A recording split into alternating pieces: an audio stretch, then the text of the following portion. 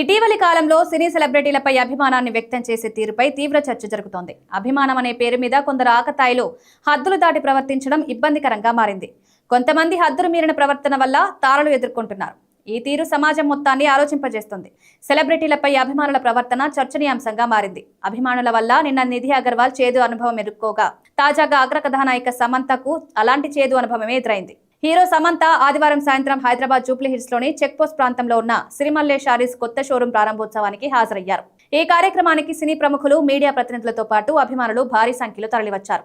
సమంతను చూడాలనే ఉద్దేశంతో జనం ముందే పెద్ద ఎత్తున గుమిగూడారు. కార్యక్రమం ముగిసిన అనంతరం సమంత బయటకు వచ్చి తన కారు వైపు వెళ్లే సమయంలో ఒక్కసారిగా పరిస్థితి అదుపు తప్పింది. ఈ క్రమంలో అభిమానులు హద్దు మీరారు. సెల్ఫీల కోసం అభిమానులు ఎగబడ్డంతో తోపులాట వాతావరణం నెలకొంది. కొందరు అత్యుత్సాహంతో సమంత దగ్గరికి వెళ్లి ఫోటోలు, వీడియోలు తీయడంతో ఆమెకు నడవడం కూడా కష్టంగా మారింది. భద్రతా సిబ్బంది ఎంత ప్రయత్నించినా జనాన్ని నియంత్రించడం సాధ్యపడలేదు. చివరకు వ్యక్తిగత సెక్యూరిటీ సిబ్బంది తీవ్రంగా శ్రమించి హీరోయిన్ సమంతను జనాల మధ్య నుంచి తప్పించి కారులో కూర్చోబెట్టారు. ఈ గందరగోళం మధ్య కూడా సమంత సహనం కోల్పోకుండా చిరునవ్వుతోనే అక్కడి నుంచి వెళ్లిపోయింది. ఈ ఘటనకు సంబంధించిన వీడియోలు ప్రస్తుతం సోషల్ మీడియాలో వైరల్ అవుతున్నాయి. ఇదే తరహా సంఘటన గత వారం హైదరాబాద్ కుక్కట్పల్లిలో చోటు చేసుకుంది.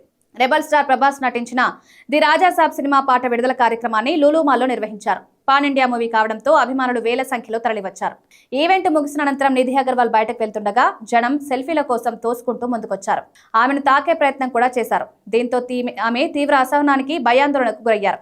ఆ సమయంలో కొందరు అభిమానులు అసభ్యంగా ప్రవర్తించారన్న ఆరోపణలు కూడా వెళుతున్నాయి.